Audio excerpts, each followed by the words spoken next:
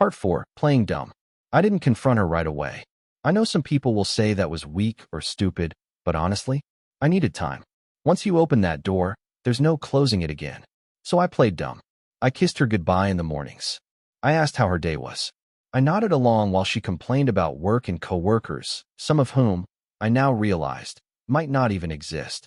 Every normal interaction felt surreal, like I was acting in a play where only one of us knew the script was fake. Meanwhile, I started quietly paying attention. Her late nights lined up almost perfectly with gaps in the message timestamps I'd seen. She'd suddenly shower as soon as she got home, even if it was midnight. She kept her phone on silent now, face down, always within arm's reach. One night, while she was working late, she texted me saying she'd be home soon. An hour passed, then two. I checked the chat again on the laptop. New messages. I wish I could stay longer. I hate going back to him after this. I felt sick. What really messed with my head was how bitchy she'd become at home. Like she needed to justify what she was doing by turning me into a monster. If I forgot to do a chore, it was proof I didn't care. If I disagreed with her, I was emotionally unsafe. She picked fights over nothing, then stormed off and slammed doors like a teenager. At one point she actually said, "Sometimes I wonder if I'd be happier alone." She said it casually, like she was commenting on the weather, then waited for my reaction. I asked her if she was unhappy in our marriage. She laughed.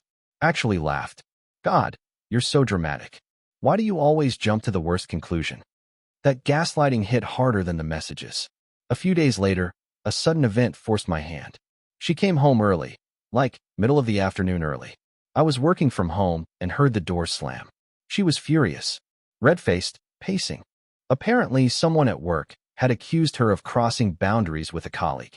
She ranted for 20 minutes about how unfair it was, how people were jealous, how she was always being misunderstood. I sat there, nodding, while every word felt like it was aimed directly at me. She ended it by saying, "I would never cheat. That's disgusting." She looked me straight in the eyes when she said it. That was the moment my shock finally turned into anger.